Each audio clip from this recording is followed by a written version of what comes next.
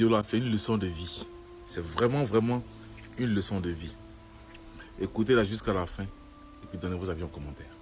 Un peu profondément, Monsieur le Président, si vous me permettez, Monsieur le Procureur, si vous me permettez, le lien avec le Président Gbagbo, et ça, c'est un peu dur, c'est très dur pour moi parce que ce monsieur m'a toujours fait du bien. Je donne juste un petit exemple. Et ça, je ne vais jamais oublier jusqu'à ma mort. Ici, je vois, il y a des femmes ici, des mères, des dames. Moi, j'avais une mère.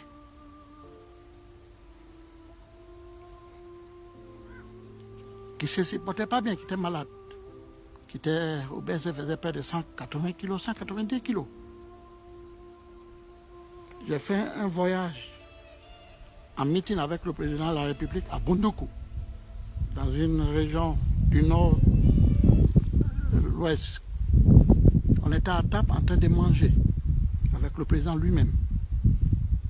J'étais assis en face comme ça, j'étais assis là, je mangeais, lui était en face de moi. Et il y avait ses conseillers, ses ministres. Lorsque j'ai reçu un coup de téléphone, venait d'Abidjan de mon frère, me disant que ma mère venait d'attaquer une crise, un arrêt cardiaque. Moi, je n'ai rien dit au président. Mais le coup de téléphone avait changé mon comportement et mon visage. Le président a senti que je n'allais pas bien, qu'il y avait un problème. Il m'a demandé, je lui ai expliqué. Il s'est levé comme un homme qui était sensible à ce qui m'arrivait.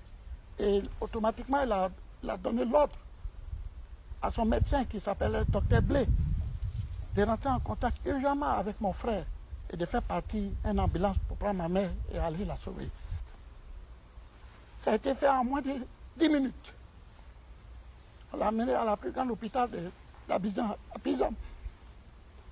Et elle a été sauvée. Tout le temps qu'elle était là-bas, elle était à traiter. C'est lui qui s'occupait d'elle. Je ne peux jamais oublier ça.